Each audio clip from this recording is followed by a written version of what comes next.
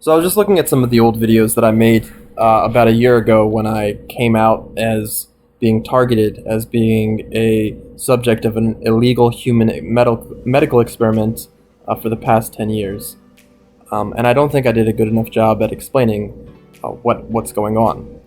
In a large picture of things, there is this illegal human medical experiment that's going on where people are being abducted because of their political views or because of their, um, they've pissed somebody powerful off. These people are basically being abducted and are having medical implants put into their brains for the purposes of controlling their mind. I know that sounds crazy, but there is a lot of precedence, there's a lot of history that goes into this.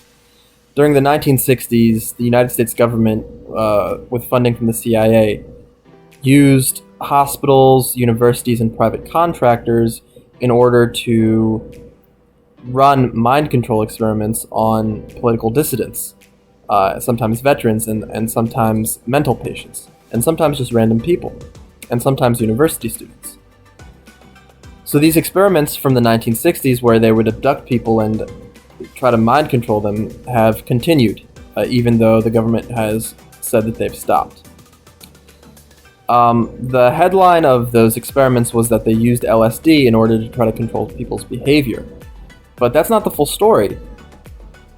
There were documents released in 1974 which showed that mkultra was an umbrella project with 180 sub-projects, and they've used all sorts of biological agents in order to try to control a person's mind. 4 of those sub-projects looked at how to control a person's behavior with the use of electrical stimulation to the brain through medical implants.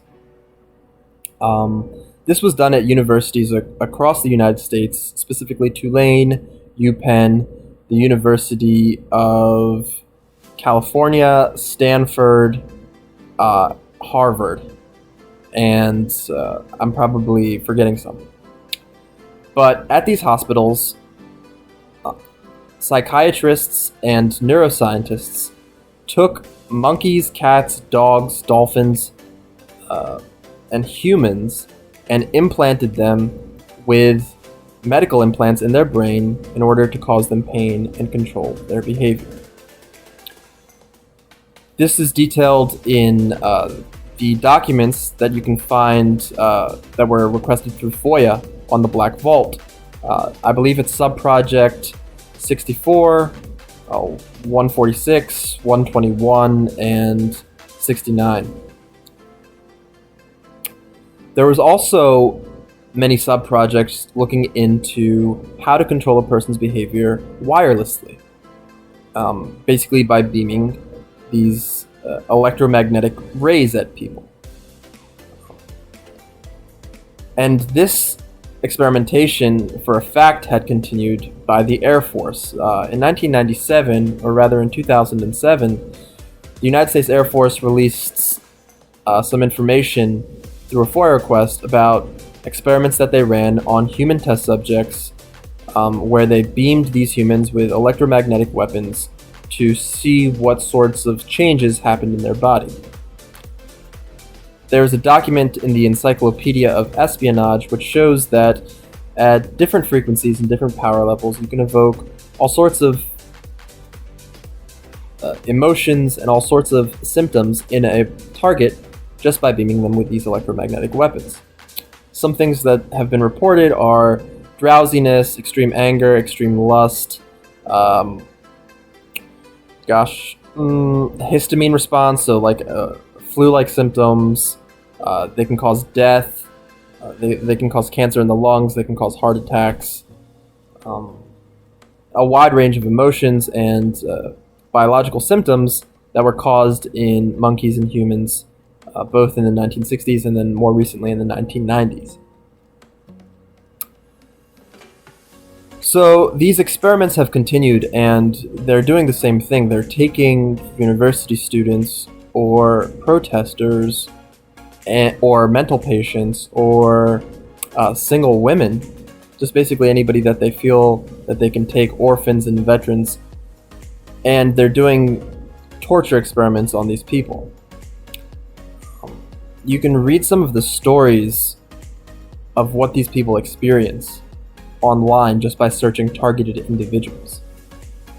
But it's a lot of the same stuff that was reported in the 1960s, and we swore that we would never do that to humans again because of how horrible those experiments were. But it seems as though these experiments are continuing through direct government funding and through private venture capital. So I wanted to tell you about my experience as one of these experimentees, how I got into this program,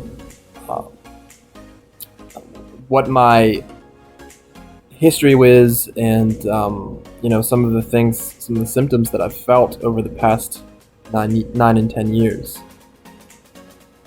So I grew up pretty middle class in a suburban neighborhood. I moved when I was a kid, around 10. Anyway, whatever, it doesn't matter. Basically, I did pretty well in school. I did debate, I did chess. I was a gifted student. And I went to NYU as a freshman in 2010.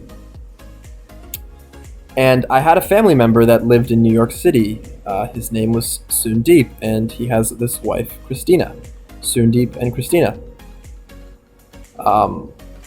And actually, in 2010, my other uncle moved to New York too, Jason and his wife, Jenny. My uncle was starting a business, a medical surveillance business, in 2010, and he invited my other uncle, Jason. Sundeep invited Jason to join him in this project. They started a company called Medieval.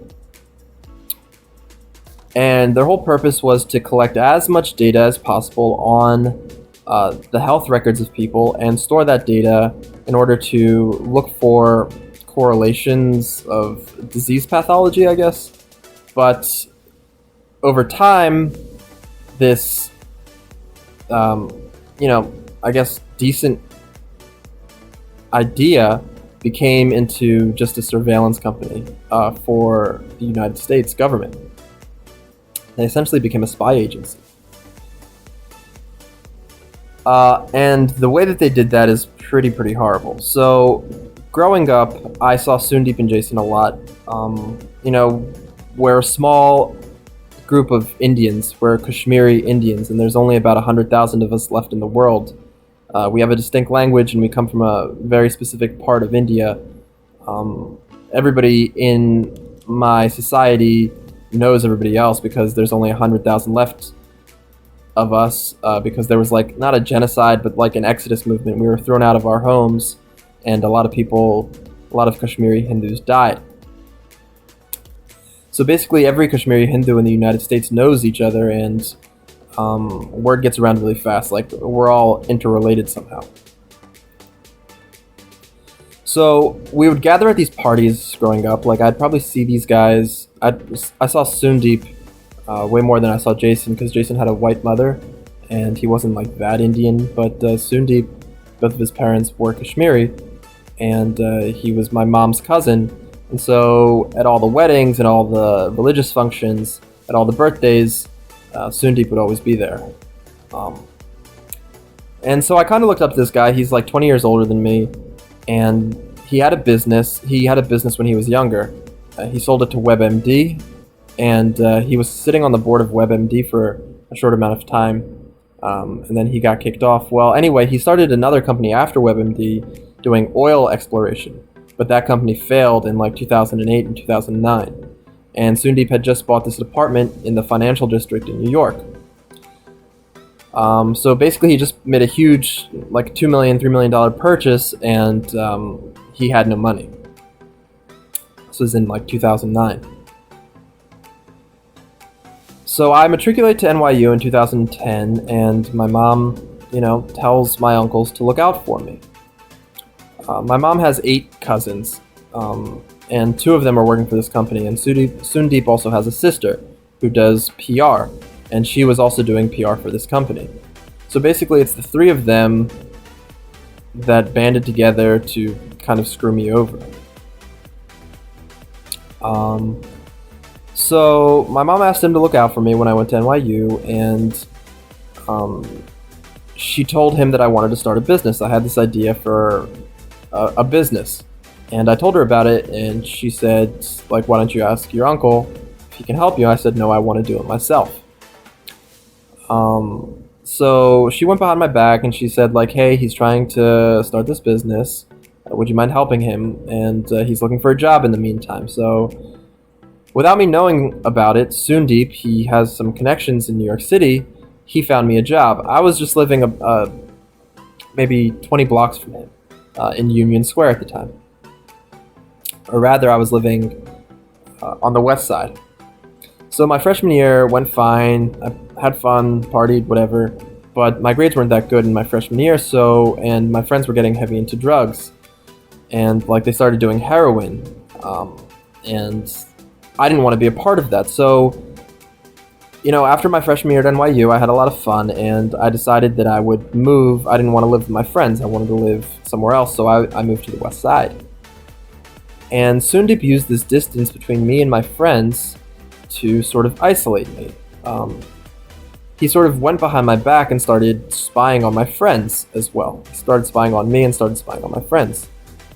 When I was younger, Soondeep set up this email account for me, and he set up my password too. It was the same password I used for everything. My Facebook, my Twitter, my email. I used it for everything. For about 10 years, I didn't know that he was spying on me. And so then when I would apply for jobs through the NYU Wasserman Center, through the job board at NYU, sometimes I would apply to these companies and they would have like anonymous employer. So he would see who I was sending emails to, and he would send me back interviews that he wanted me to take. So one such interview that he gave me was working for this firm, Contextin. Contextin is also basically a spy agency. They are the ones that put cookies on your computer and figure out how to send you ads on your computer. So they get all your search history and they build a profile on you, and then they send the ads that are relevant to you. But it's basically a spy agency, and just working there and talking to the CEO, it was like a 3-man firm, and I was one of 4. So it was a really small company, and I would spend all day working on the work computer there. I would log into my private email. I would do all these things, but I didn't know that they were logging all of my passwords. I didn't know that they were logging all of my keystrokes. I didn't know that every time I surfed the web, they were collecting information about me in order to target me when I went home from work. So he got me a job at basically the spy agency where they had all of my computer information. They had my search history. They could build a profile on me and to see how I think. And then they would use that information to manipulate me. This has come out so many times now. What I'm talking about happened in 2011, but over the past 10 years, like basically everybody knows this trick now. Like Facebook is doing it, Instagram is doing it. We all know, like, oh, you say a word and you start getting ads for the thing that you said. It's, they're spying on you straight up. But it's even worse than that. There are these other intelligence agency groups. They don't work directly for a government, but they work as contractors for the government. So a couple of these are NSO Group, which is responsible for giving the location of Jamal Khashoggi to the Saudi prince, who then later killed him, stalked him and killed him. There is Black Cube, which was really big during the Harvey Weinstein episode. Harvey Weinstein hired this Israeli intelligence agency for a relatively low sum to stalk all of the people that were accusing him of rape and stalk the reporters and intimidate the reporters that were investigating the story. There's a gentleman named Ronan Farrow. He's a journalist, and he describes how he would come home and he would see his house broken into. Or he would notice, like pretty obviously, that he was being followed by the same black car everywhere he went in New York City. Now, if this happened to a regular individual and they tried to report it to the cops might think that their claims are spurious, or the cops might say, oh, you're just seeing things. And in fact, that's exactly what happened to me. So I would go home after working at Contextin, this basically the spy agency, and I would surf the computer for a school project. Say I would be looking up some of Nestle's marketing projects. I was in a business class and I had a project on Nestle, so I'd be searching all of Nestle's products there, and I'd be searching pasta, for example. So I close up my laptop, I put it in my bag, and I start walking to class. And as I'm walking to class, about 5 different people bring up Nestle pasta to me along the way, either in passing or they'll stop me and start talking about pasta. Just random strangers that I had never met before. And so this happened once, and I was like, okay, that's weird. That's such a coincidence. Like, I was just looking at Nestle pasta. How did they bring that up? That's so strange. But it would start happening every day. Like anything that I would search, and then I'd walk to class, people would start coming up to me and talking to me about that thing. And I didn't put it together yet that I was being stalked or followed. I just thought it was a coincidence for like the longest time.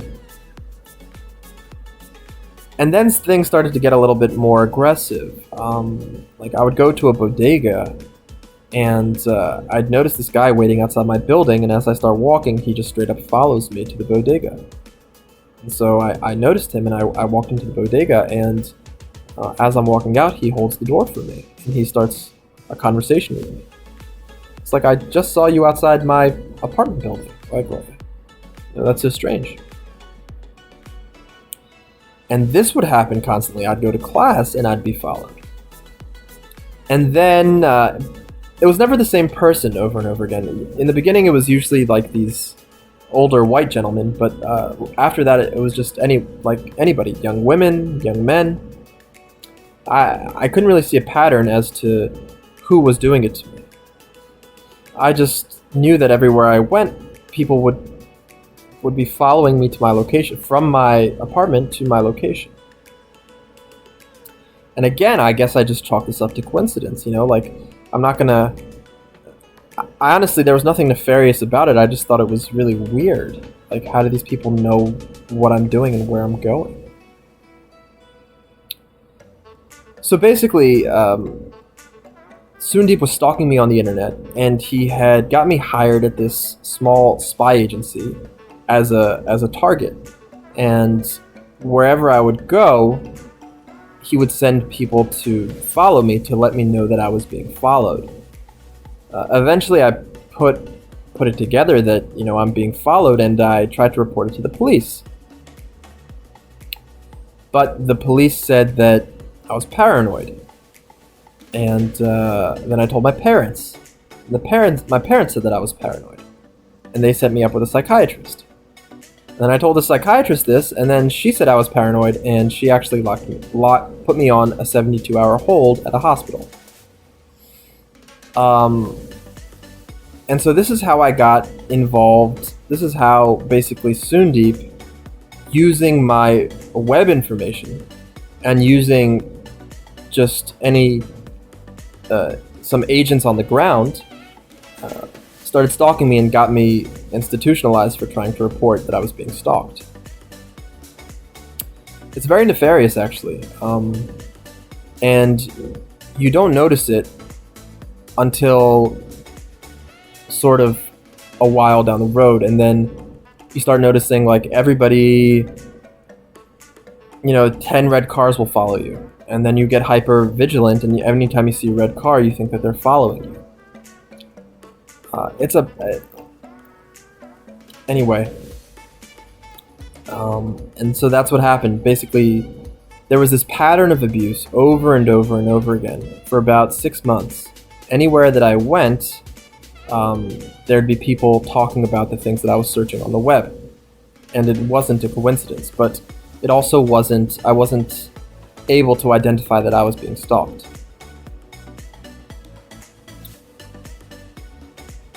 The stalking really came into play during the Occupy Wall Street movement. So, and this is where Soondeep and Christina, my aunt and uncle, who run this company Medieval, this spy agency, this medical spy agency, this is where they really started to mess with my life.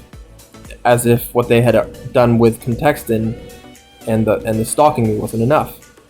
They started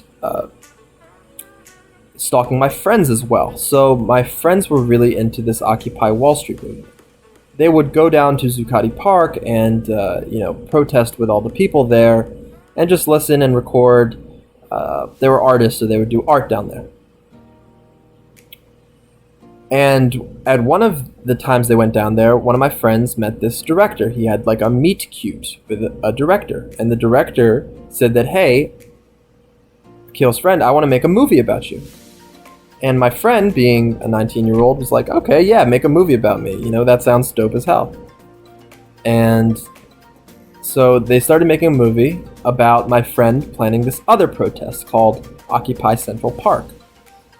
It's on imdb.com, you can look it up. And there are also posters. There was a website at one point, Occupy Central Park. And the goal of Occupy Central Park was to throw a music concert in Central Park on November 11th, 2011. And my job was to try to drum up excitement about the concert. So I was reaching out to different artists through Twitter and telling people to gather in Central Park for this concert. Well, one day I sent out a tweet, and the tweet got flagged, and my account got suspended. I don't even know what I wrote at this point. I guess I said, "Hey, everybody gather in Central Park for an Occupy movement," basically. And I feel that because of this, I was put on the government's radar. But the only reason that I took this job was because my friend asked me to. And the only reason my friend asked me to is because he wanted to have a topic for his movie. And the only reason he was making a movie is because he had this meet cute with the director. It turns out that Sundeep's wife, Christina, is a videographer, and she knows a lot of directors in New York City. So it's my contention that Christina just hired some, no-name director to make a movie about my friend so that I would get involved in this protest. And so that, her husband and Sundeep and my other uncle Jason could have sort of pretense in order to collect my data and follow me illegally.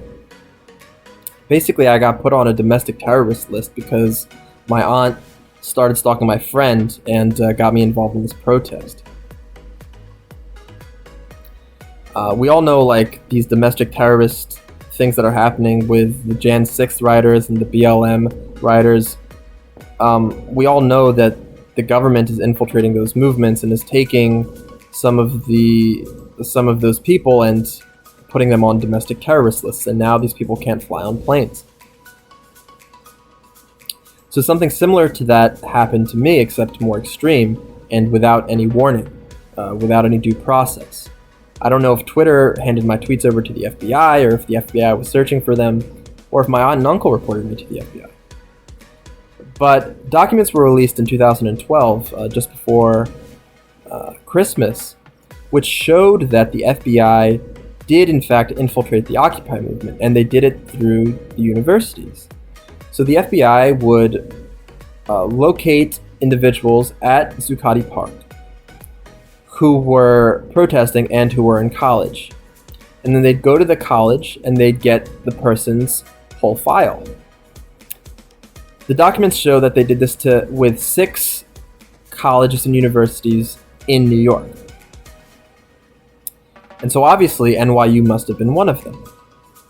I mean, NYU is probably the biggest university in all of New York.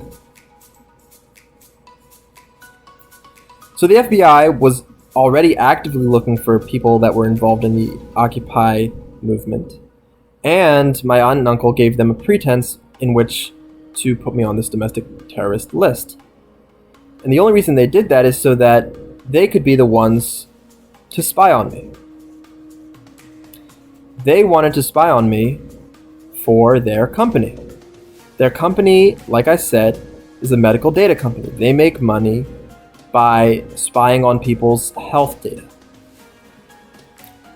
And so, in order to spy on my health data, they essentially put devices into my body which are recording my pulse, my heart rate.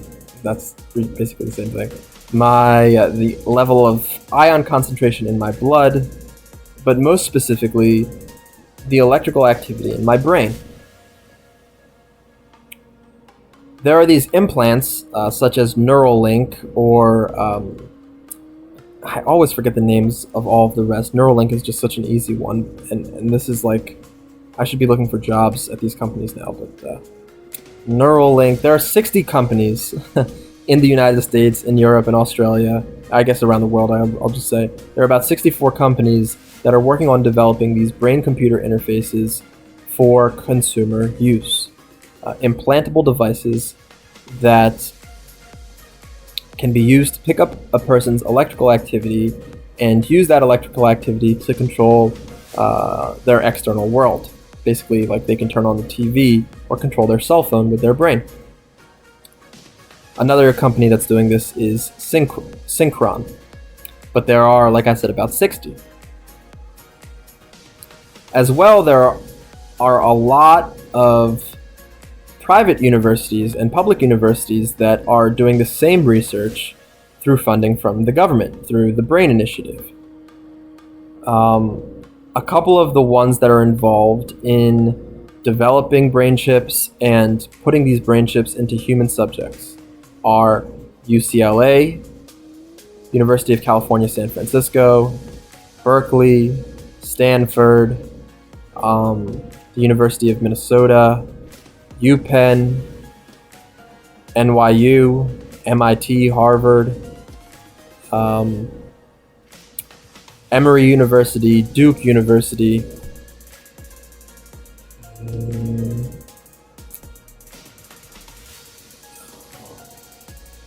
Carnegie Mellon,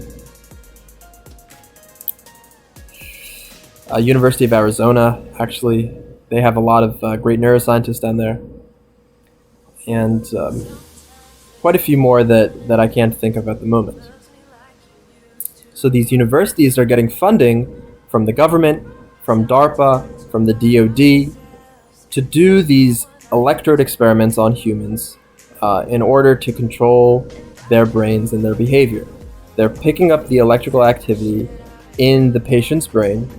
They're correlating it to a database of electrical activity that they've recorded on their computers, and they're decoding what a person is thinking. They're basically doing mind-reading experiments. Columbia is another one. And then there are other groups that are doing decoding vision experiments. So whatever you see, they put a brain chip in your visual cortex, which is very well understood at this point. Like, vision is probably the sensory system that we have the most information about. So what these universities are doing is they're taking human subjects, they're putting brain chips in the back of their scalp, and anything that the patient sees, they are picking up the electrical activity in the brain and decoding what the person sees in real time. Now, some of these experiments are secret, some of them are not so secret. The language experiments are pretty well known now. Facebook sponsored a group in UCSF which decoded language in the brain with something like 97% accuracy.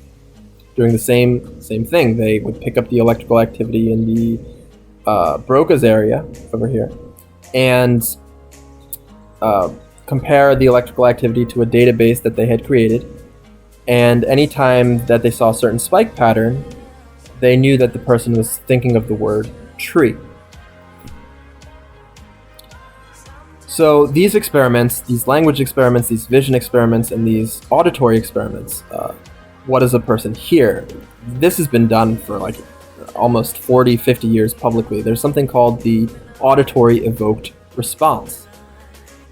And so this can be done non-invasively as well, with a chip just outside the brain, with a sensor just right here. So using the sensor, they see the amplitude of a word that a person hears, and they decode that word into what the person was hearing. They can take what a person hears and put it on a computer, basically. And these experiments have been going on and on with public funding and private funding, but basically they're very much further than they say they are, because this has military applications. Of course, if you have a terrorist and you want to know if he has the location to some missiles, you can put a brain chip in him and figure out where these missiles are. It completely changes the game as far as getting information out of suspects. And it's completely unethical. I mean, we're reaching a new front now where what we're thinking is no longer private. I mean, there's been so much hullabaloo about what Facebook's been doing, about how they're targeting us with advertisement, how they're collecting all our data, how they know us better than we know ourselves, how they know what we're thinking, basically, how they know how many times we pick up our phones, and how they use this information to control us, to get us addicted to their apps, but also to build a profile on us to see where we're going throughout the day, who we're talking to, basically pry into our lives.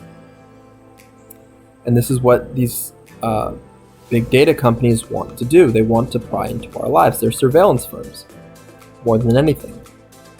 And so now the last frontier, the brain, the last frontier of privacy, is being invaded. These experiments aren't new either. I was put into this experiment in 2012. But I know people that have, I know a Marine who has been in this program for the past 25 years, 26 years now. So even before 9/11, during the 1990s. They have this technology and it's just getting better and better and more miniature and more miniature. And so in the future, if there are new targets, they're going to have a hard time even identifying where they have these devices into their brains, because these things are going to be so small that they're not going to be picked up by traditional imaging methods. And so we've opened Pandora's box now as far as who is considered, a terrorist, who you can deploy these weapons on, essentially, and what we can do with technology. We can read a person's brain. We can change a person's behavior. We can, if a person is doing something that we don't want them to do, we can deliver them electrical shocks. We can see a person's deepest, darkest secrets and exploit them and sort of try to humiliate them, just in their own heads.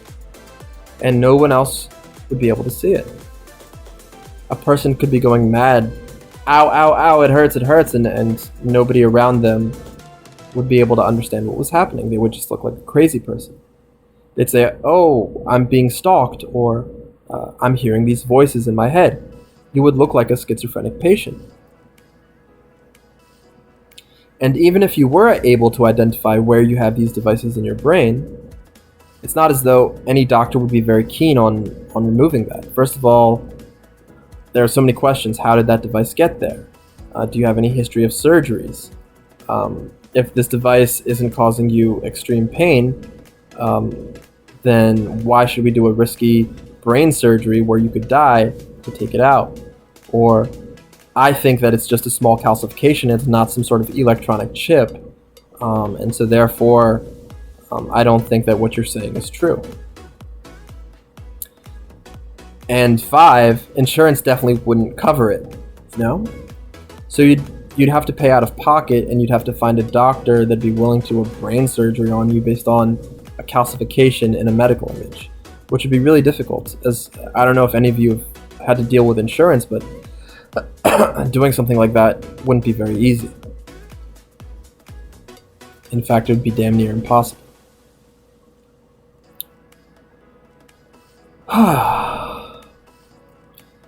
So my aunt and uncle, Sundeep and Christina, and Jason, basically pried into my life, pried into my email, pried into my web history, got me jobs, set me up as a domestic terrorist, and have been exploiting me with this brain chip in my brain for about 9 years.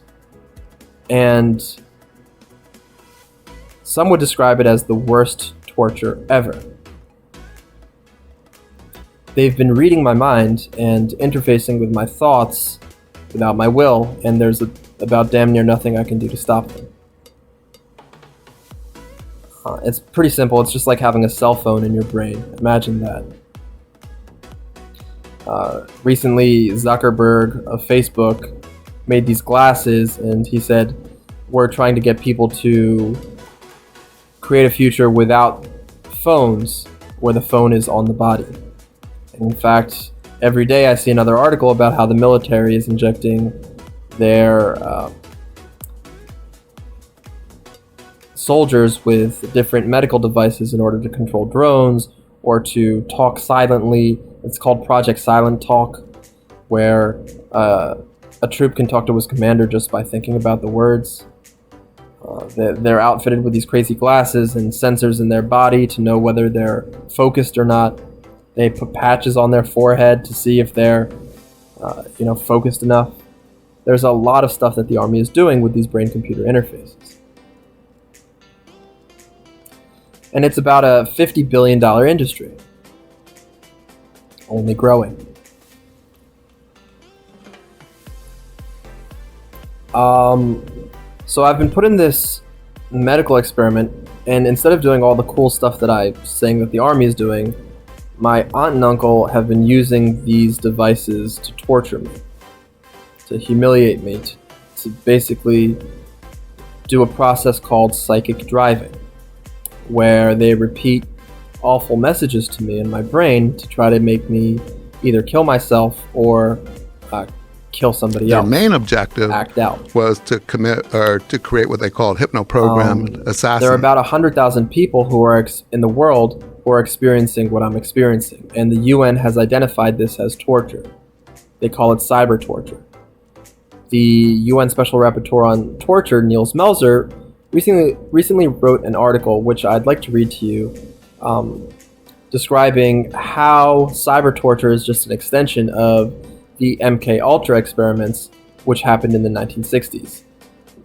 And there's a great podcast by the CBC called Brainwashed, which goes into the history of mkultra, how it was carried out, how, great doctors, the best doctors in the world were involved in torturing patients. Specifically, the man who wrote, I'll name 5 of them for you here, and they won't mean anything to you unless you're have a degree in neuroscience or neurology or psychology. But Dr. Ewan Cameron, Dr. John Lilly, Dr. Robert Heath, Dr. Jose Delgado at MIT, and those are the ones that I can remember. And so the one that I wanted to focus on, though, is Dr. Ewan Cameron. Dr. Ewan Cameron, he wrote the diagnostic manual for mental illness, the DSM it's called. Many of you may have heard of that before. Right now we're on DSM-5, but in the 1960s, this guy, Ewan Cameron, wrote the first DSM. All the while, he was trying to induce schizophrenia into his patients, using a process of electroshock and psychic driving, where he would play these messages over and over. He would drug his patients against their will and basically torture them, sexually abuse some of them, in order to try to fragment the mind, to blast away the mind, to put a new personality in. The goal was to create killers that had no memory of their programming.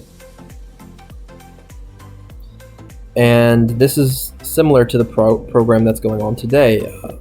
It was popularized in a film called Manchurian Candidate. Obviously, they've been doing this stuff for years and years. It never stopped. If you're a thinking person, you think, did the government stop doing mind control research? The answer to that is no. Did they stop trying to create remote control assassins? The answer to that is obviously no. And so that's the program that I'm in. I was saying about the CBC's podcast, they talk about specifically how much the experiments of Dr. Ewan Cameron led to two new psychologists, Dr.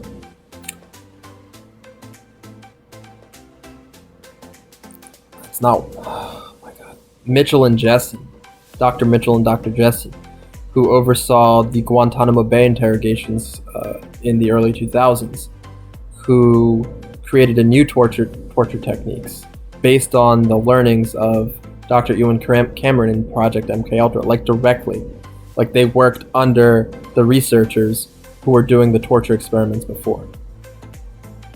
And so our modern day torture techniques of waterboarding and walling and everything that you see, those pictures where you see these army guards dragging prisoners around by their dicks with hooded masks and these people being electrocuted, that's the shit that's happening to me. It's called cyber torture. That's my experience. That's how it feels. In fact, I wanted to relate a story to you. The Dr. Robert Heath at Tulane, he was doing these mind control experiments with these brain chips, and he put a brain chip into a 28-year-old individual to cause him pain. And he would press the button to put electrical stimulation into the brain, and the patient regarded it as so painful and so aversive that he broke the button that Robert Heath was pressing because he never wanted to experience that pain again. He said it was the worst thing that he had ever felt in his life. Similarly, Dr. John C. Lilly did these experiments in monkeys where he put electrodes in a monkey brain, 610 electrodes into a monkey brain. And he would stimulate one of them that made the monkey feel pain. And after about 16 hours of stimulation in 3-minute intervals, this monkey couldn't even get up. This monkey stopped moving, and it died of starvation. 16 hours. And I have been going on 9 years. The pain is something that I can't explain to you. It's so awful. It's the sense of dread that, like, you want to die. When they do that, you just almost want to die. It's a feeling of everything bad in the world. It's the most painful thing that I've ever felt in my life. Some of the lesser pains feel like I'm being stabbed in the brain with a knife. This isn't the aversive pain. This is like the almost targeted pain. When they send targeted pain to my brain, it feels like I'm being stabbed with a knife in my brain and somebody's rotating the knife. A hot knife. And I feel this about 1,000 times in a week. Actually, this past year has been a lot better. Not this past year, since I guess April has been a lot better. Not yet, April.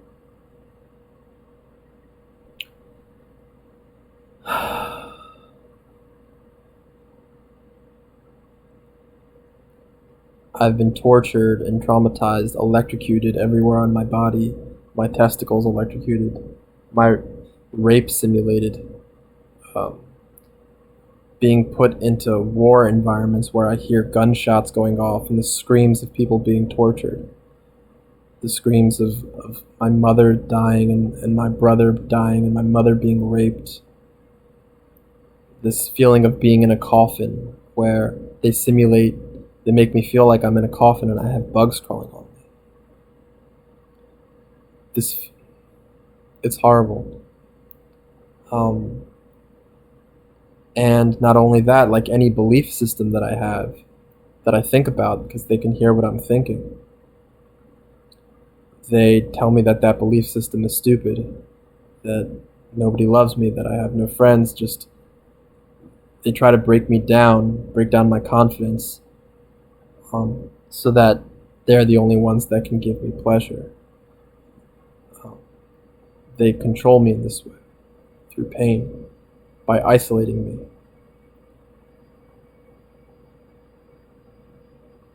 by taking away my economic opportunities, by making me feel so much pain that I can't work.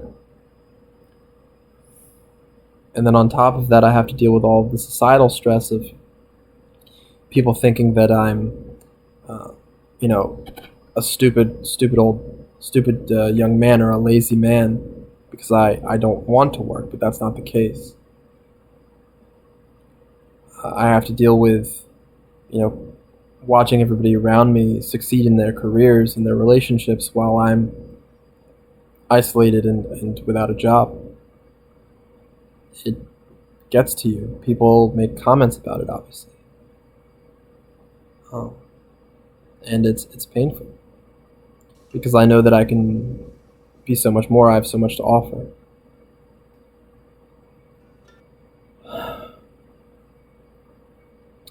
When the torture first started, I wanted to talk a little bit about the manual that they use. So, one second.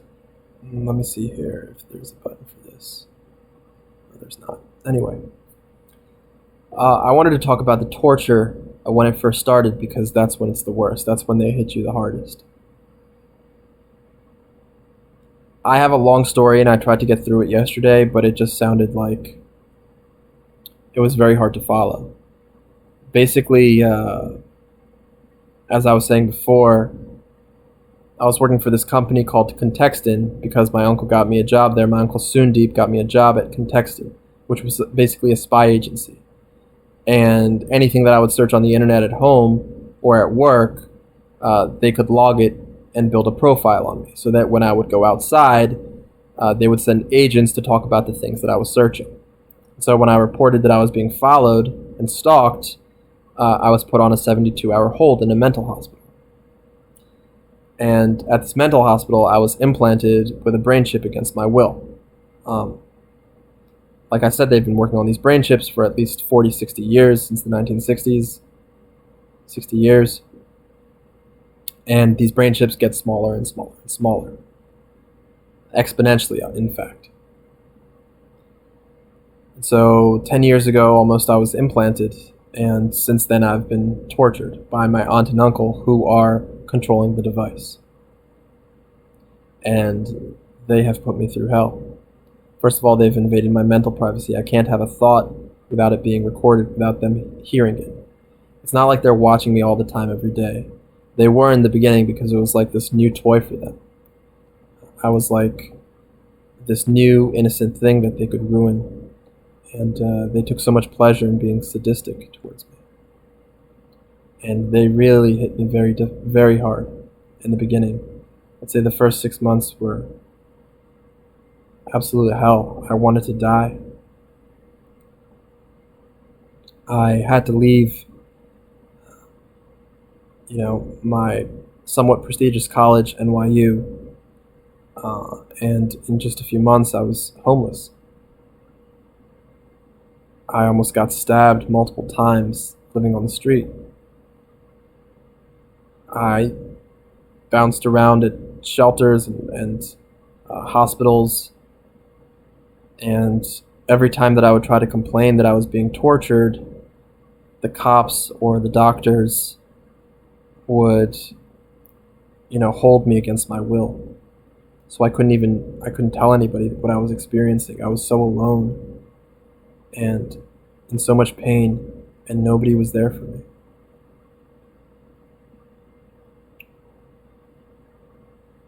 And then my parents, once I had the devices in me, everything that I did was being surveilled. They were decoding what I was seeing. They were decoding what I was saying. They were decoding what other people were saying to me. And so my parents weren't able to help me after I was implanted. I was almost spying on my parents without my knowledge of it. And so they were forced to be really mean to me, to sort of go along with this Nazi program of hurting me. Like if I asked them for help, they would just have to tell me that I'm crazy. And so they would gaslight me. They would take part in the gaslighting because if they said that, yes, we believe that you have a chip in you, they would be targeted as well. They might lose their jobs. They might lose all the comforts that they have gained in their life. So I was 19. I was just a kid when all this started. It's been about 10 years of hell, and while everybody else has been partying and doing well in their jobs and dating, I've just been getting tortured and getting made fun of for it.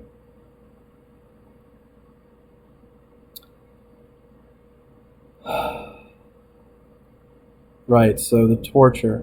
I wanted to talk about the Kubark Manual.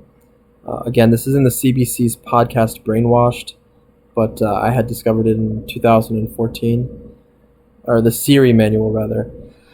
It's a survival manual that the Army developed basically by putting the troops through torture. And the whole goal of this program was to show troops how to resist being tortured if they were captured behind enemy lines.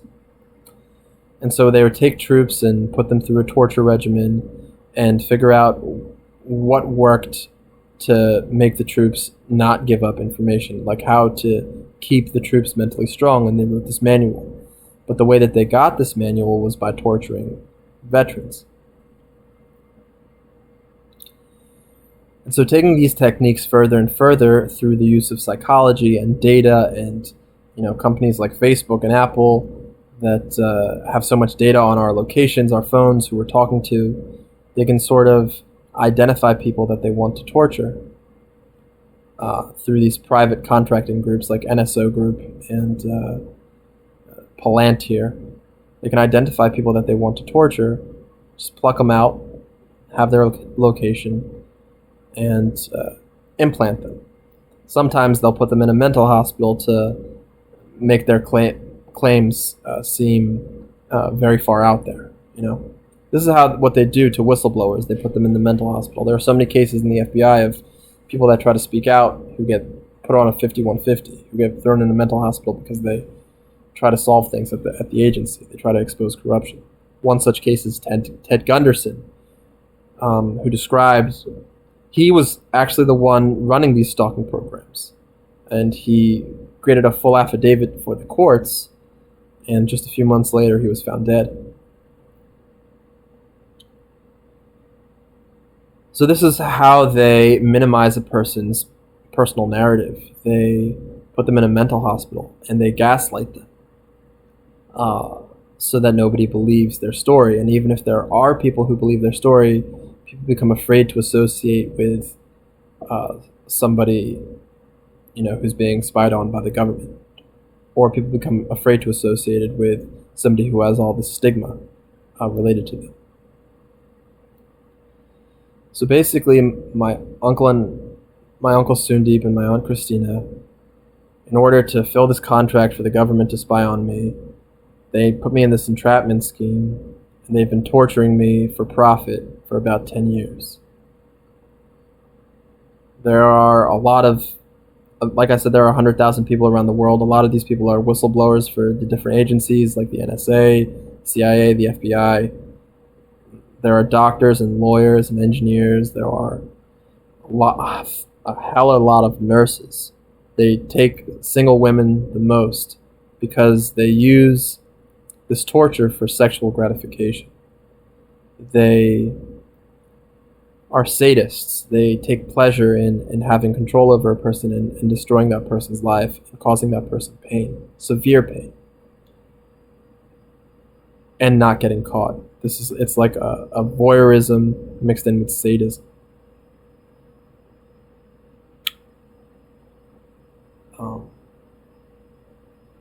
And they've just hurt me so much, like psychologically tortured me, spying on me, spying on my thoughts, and I can't even tell anybody about it because it sounds so crazy. And so they're torturing me, and they're recording me getting tortured, and they're sharing it with their friends. They have pretty much carte blanche. They can do whatever they want. I'm considered an expendable. I'm somebody that can be killed. And, that's what they're doing. They're just straight up killing me. My uncle is literally killing me, but torturing me a lot first. And I single him out because he's the most sadistic among the three of them, or the four of them. So basically, they they both have apartments on Wall Street. They're like neighbors with each other on Broad Street. And during the day, like for the first 6 months, they'd all be gathered around the computer and like pressing buttons and enjoying hurting me. But then after 6 months, they got tired of it, and then their wives would just sit at home while they went to work just down the street, and they'd start like yelling sexual things at me and sexually abusing me, torturing me. They had much more fun torturing me than the men did, but the men were much more sadistic, and it was much more painful.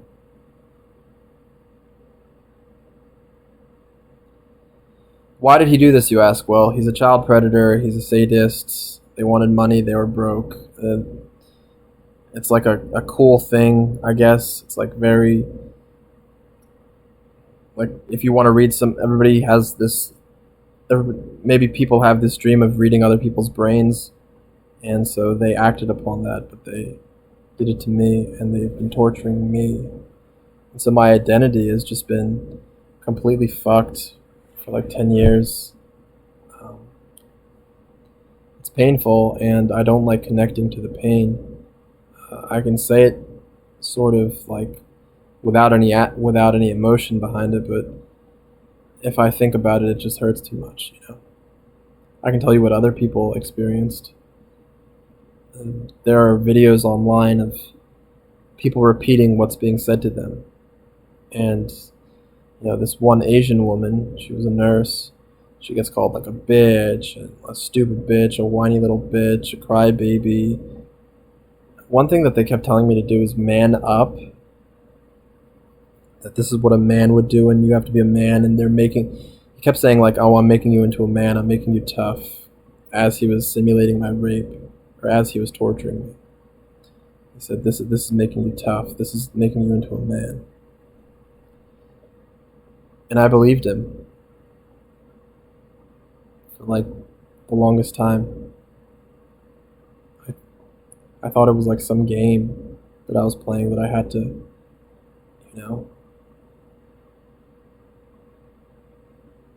get out of. But when this report came out at the UN, I realized that it was actually just torture, and that my uncle was actually just a child predator. And they've been human trafficking me and torturing me for 10 years, and my parents don't do anything about it, and it hurts so much that my parents don't save me, but they can't. But they can't even talk to me about it. They can't even like reassure me that everything's going to be okay. So you're basically put into this maze where there's no door leading out, but they make you think that there's a door leading out. So you run around the maze looking for the exit, but every time you get close to the exit, they just close the door. And then they laugh at you as you feel pain, the hope dies. Basically, that's what they enjoy watching. It's just sadism.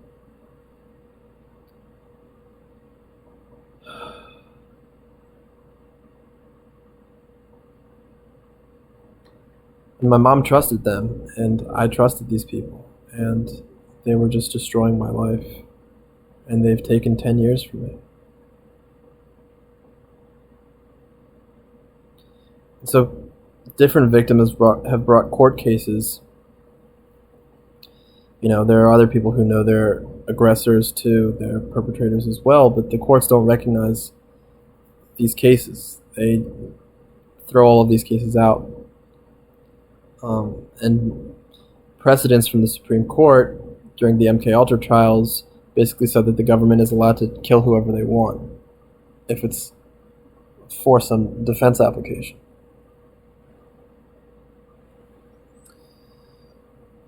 So this could happen to anybody. It could happen to you. And everybody's being spied on. So if you don't fall in line, they're going to kill you, basically. So, and you might think that that's funny, but I can assure you it's awful. It's like being dragged away, yelling your truth, like, somebody please help me, and these two big old dudes are just dragging you away. It's so makes you feel so helpless. Like all I did was try to tell the truth, and I'm being punished, and nobody's saving me. And I did all the right things. Like I didn't, you know.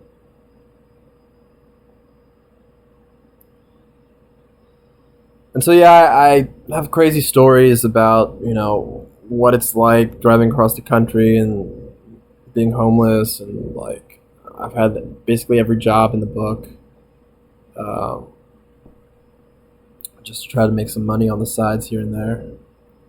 Um, I'm really really smart. I worked my ass off to learn all of the information that I know. Like I was just looking at my old laptop, and I read so much stuff, man. I read so many textbooks, just over and over again. That there was no information about Neuralink readily available. You like had to really search for it. So I would work 20 hours a day just to find all this information I could about brain-computer interfaces and directed energy weapons, about the physics behind all of it, about the mathematics behind all of it, about uh, biological assays that I might be able to do to prove that I have these things in my body. I did so much work. I've read so many textbooks and so many medical journals at like 20, 21, spending 20, 21 hours a day just reading like a madman while I was going to school, while I was working. And the whole time I was being tortured. Like they made me want to kill somebody. They made me so angry that people were laughing at me and stalking me, and I couldn't tell anybody about what I was experiencing. So it all just builds up in your heart. And there have been like at least 3 or 4 mass shootings, people who claim that they're targeted, and their parents don't save them either. These people are put into jail because they have nobody to stand up for them. And they do horrible things because they're made to do horrible things. Right, so like after 6 months, basically, they got bored with the new toy causing me pain. They check in every now and again. And but they put me on this like AI chatbot. So there's this thing called GPT-3. There have been previous versions of it. Obviously, 3 implies a 2 and a 1, and beta versions, etc. So basically, they would deliver I'd be talking to a computer program sometimes. Who would just be making comments about what I was thinking. And it's all done wirelessly through the same way that a cell phone works. Basically, I don't want to go into all the physics of that.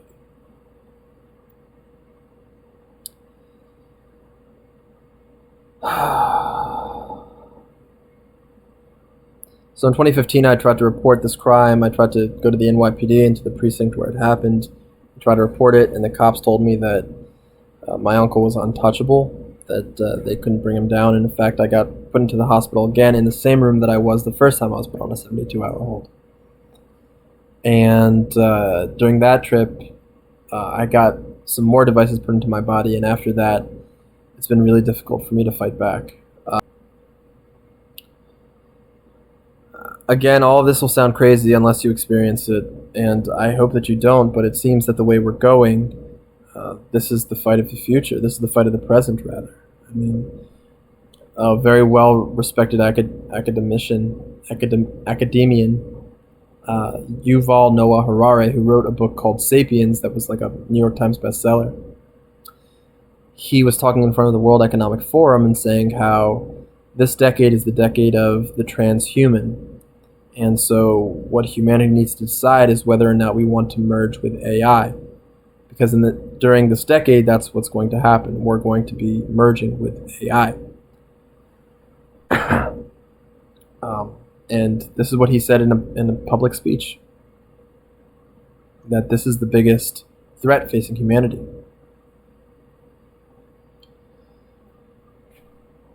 So welcome to the Squid Games, ladies and gentlemen. Everything you do is being surveilled. You have no privacy. You have no freedom. And soon your bodies will be taken over. Not by the vaccine, but by devices that you willingly choose to put into your bodies.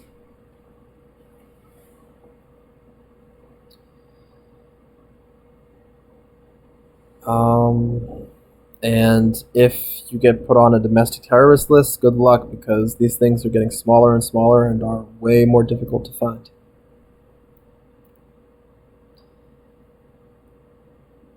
And so I wanted to talk a little bit about my options. So what are my options here? I basically just have to wait until this whole thing is exposed. But that sucks because my life is being wasted. Um, I've talked to some neuroscientists about, exposing this program, but basically all the neuroscientists are afraid, and the neuroscientists who know that this is going on, if they talk about it, they fear that they'll be blacklisted, or they fear that their funding will be cut for the experiments that they want to run. So basically, the people that are building these tools think that the science is cool and want to continue to build these chips, and they know that this program is going on. They know that these chips are being used to kill black and brown people and single women across the world, but they don't care because they want to keep getting a paycheck. They want their experiments to be funded. And so anybody that tries to sort of speak out against this is blacklisted in the neuroscience community.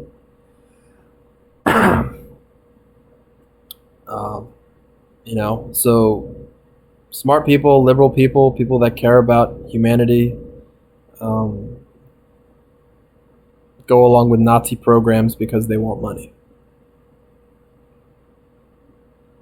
And even like the most ethically sound groups, first of all, it's funny that some of the ethical groups are funded by like Facebook and Neuralink and all of these companies that are building these devices who don't give a shit about ethics. I think that's really funny. But even like the black and neuro groups, like I posed this question, like, hey, what if these devices that we're building are used on incarcerated people as basically ankle monitors? And they just completely ignored my question because they only wanted to talk about the positive things that brain-computer interfaces are doing, because they want funding to build these things that they consider to be positive without looking at any of the negative things, horrible negative things that are happening.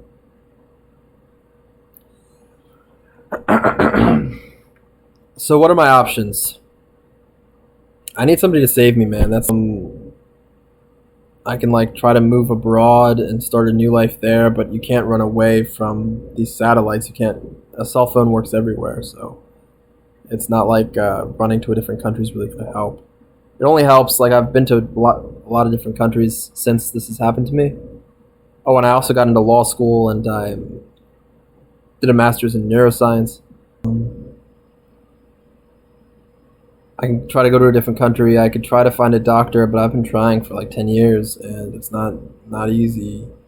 The other thing was like if I make enough money, I can try to get a surgery. But then I talked to like some close friends of mine. They used to be close friends, and basically they were saying that if I try to get a surgery, I'm just gonna die on the operating table.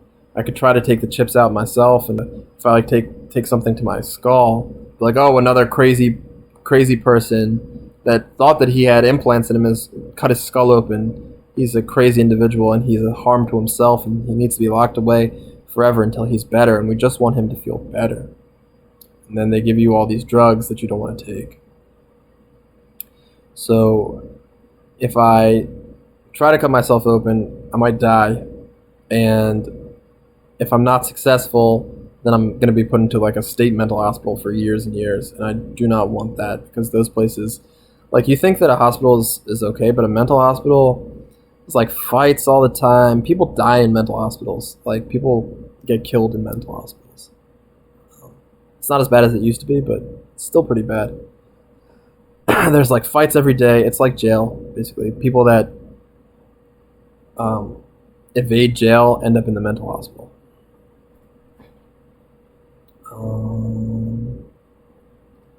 And you're just being tortured inside a mental hospital then, which is like even worse. What else can I do?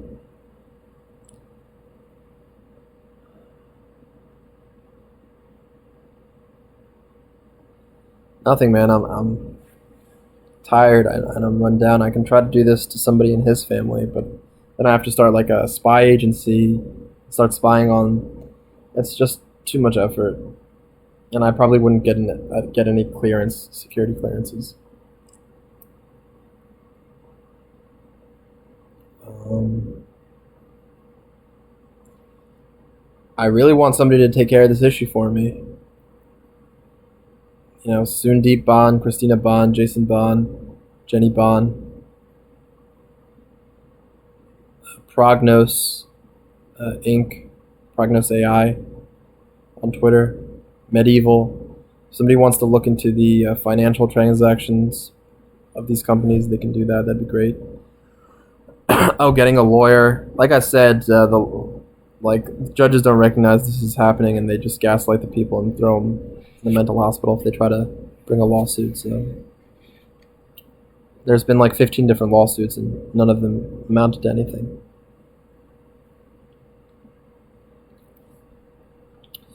When we try to organize in our groups of targets being mind controlled, they infiltrate our groups and sow division. Make it impossible to plan anything because they jump in there with agent provocateurs who completely monopolize the conversation. You don't know who to trust.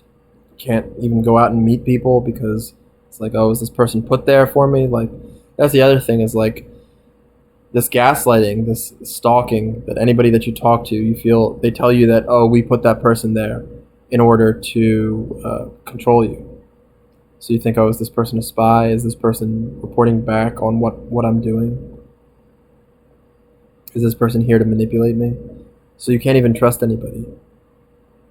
And same with jobs. Like when I was homeless, I was looking for jobs, and this guy was offering me a lot of money to do social media marketing for him. And I was thinking about taking the job, and then they were like, oh no, we got you this job because we felt bad for you because you're such a loser. Like anything that you accomplish in your own life, they say that they accomplished and that you didn't really accomplish anything in your life. They just like really eat away at your self-confidence and just try to humiliate you and embarrass you and just hurt you as much as possible.